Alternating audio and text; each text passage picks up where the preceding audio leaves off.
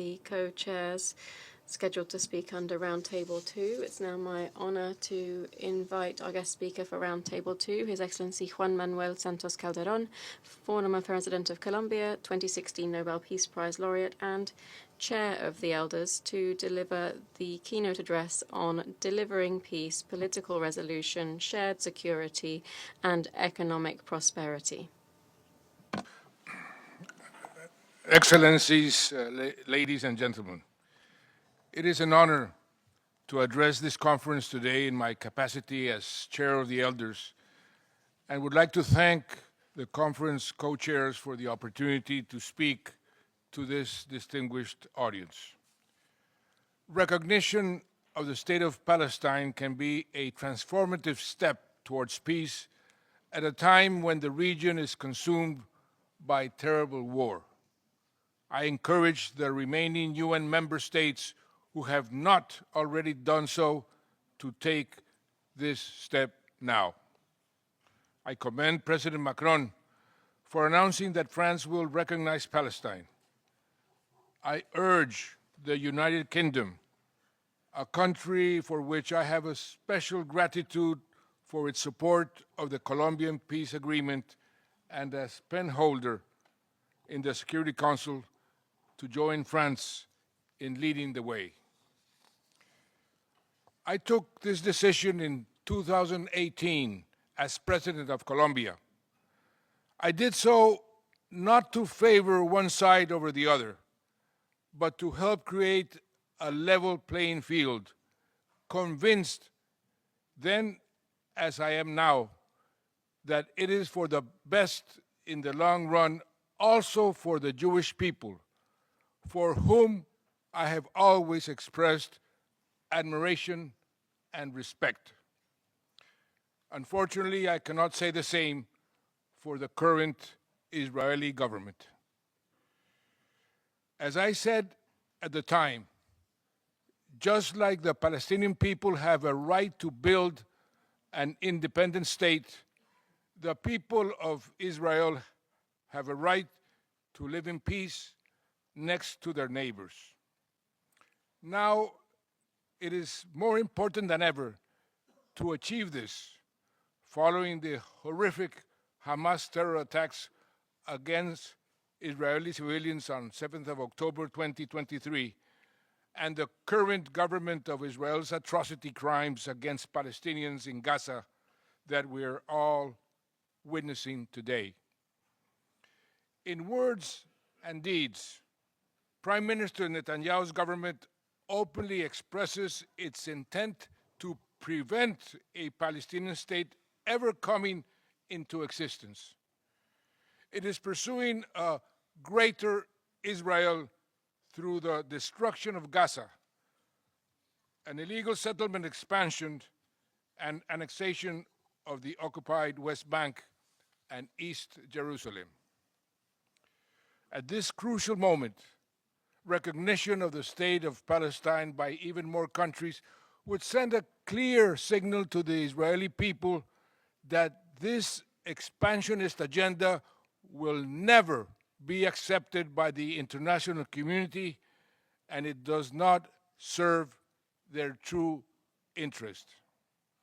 I urge member states to stand with the many, many Israelis who reject this dangerous path and who understand that their own security depends on the security and self-determination of Palestinians.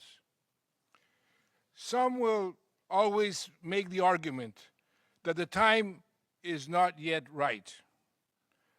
At this critical juncture, the case for recognition has never been more pressing.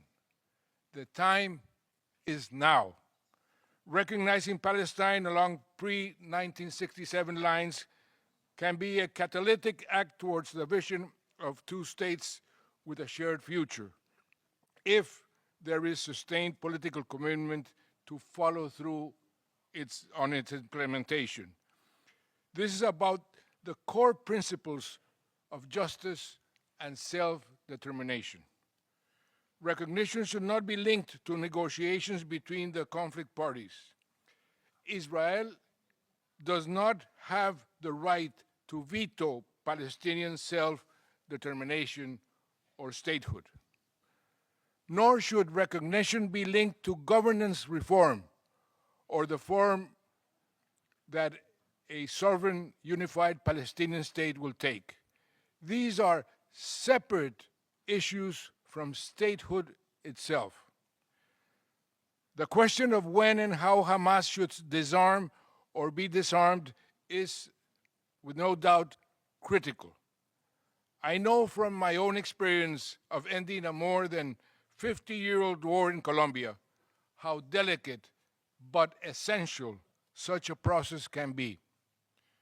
The disarmament of Hamas will need to be addressed as part of a process towards a lasting political settlement that ends the occupation and ensures security for both people. For Hamas to have any political future, it must be willing to reconcile under the umbrella of a revitalized Palestinian Liberation Organization based on fundamental commitments, including recognition of Israel along pre-1967 lines and an end to attacks against civilians. Like any other state, the state of Palestine must have full control of its own borders, territory, and security arrangements. A two-state solution will not be viable or sustainable if Palestinians are offered a reduced form of statehood that falls short of full sovereignty. For too long, the security of the occupying power, Israel, has been prioritized over the security of Palestinians. This is obvious from the continuous flow of arms to Israel, while the civilian population of Gaza suffers endless bombardments and a siege that has led to an imminent man-made famine. Distinguished co-chairs and distinguished delegates, I know from my country's own experience of conflict with the FARC and other armed groups that it can seem easier to wage war than to make peace. But such intractable conflicts can never be resolved by military means alone. Today, I urge you all to take a firmer stand against military aggression in Gaza and the West Bank, but also in the wider region. The situation remains extremely fragile following the military strikes against Iran by Israel and the USA, which deliberately derailed progress towards a political solution to the Iran nuclear threat and led to a dangerous escalation. It is vital to preserve space for political dialogues on this issue. European governments should negotiate a delay to the UN sanctions snapback deadline, and Iran should restore the International Atomic Energy Agency access. Any UN Security Council resolution underpinning a new agreement must also provide guarantees to Iran against further strikes. The government of Israel's military action in Syria since the fall of Assad also undermines regional stability. This is not legitimate self-defense. The use of force to assert Israel's domination in the region risks leading to a dangerous endgame. This is relevant to our discussions today because it directly undermines prospects for a two-state solution. We need a new vision for regional peace and security, one that is based on political, not military solutions, and respect for each state's sovereignty. A comprehensive regional framework must be inclusive of Iran as well as the Arab states. It must have a lasting settlement that safeguards a fully sovereign state of Palestine alongside the state of Israel at its heart. Only a framework in which all states in the region have an equal stake can provide lasting peace. Like others, the elders want to see a regional security context in which Israel has normalized relations with its neighbors and is recognized by all countries in the world. However, normalization through the pursuit of more Abraham Accords without self-determination for Palestinians will only sow the seeds of future conflict, ultimately undermining Israel's own security. Full normalization must be conditional on Israel's ending the occupation with recognition and realization of a sovereign Palestinian state along the pre-1967 lines. To make progress towards such a vision, it is likely that a regional or international presence will be required to support a ceasefire in Gaza and the transitional governance and security arrangements that will follow. Any such regional and international presence should be based on the consent of the Palestinian Authority and endorsed by the UN. It should be established in both Gaza and the West Bank to ensure that it paves the way for a unified, sovereign Palestinian state. Recognition of the state of Palestine by member states can be transformative if it is accompanied by practical measures to make statehood a reality.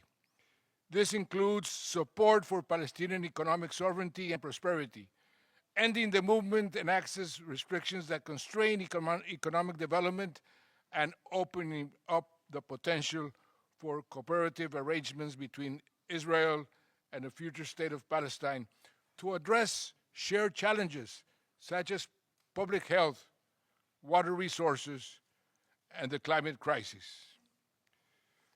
Excellencies, I would like to conclude by recalling Nelson Mandela's words nearly 30 years ago when I went to give him the chair of the 9th UNCTAD conference, when he told me that without peace, Colombia will never take off. His words inspired me to commit to delivering peace in my country and in the world, and still inspire me today. That is the reason I am here. This conference offers a tangible opportunity to catalyze progress towards political resolution by recognizing Palestine and developing a new vision for shared security and sustainable economic prosperity for Palestinians, Israelis, and the wider region. I urge you all to seize this moment. Thank you.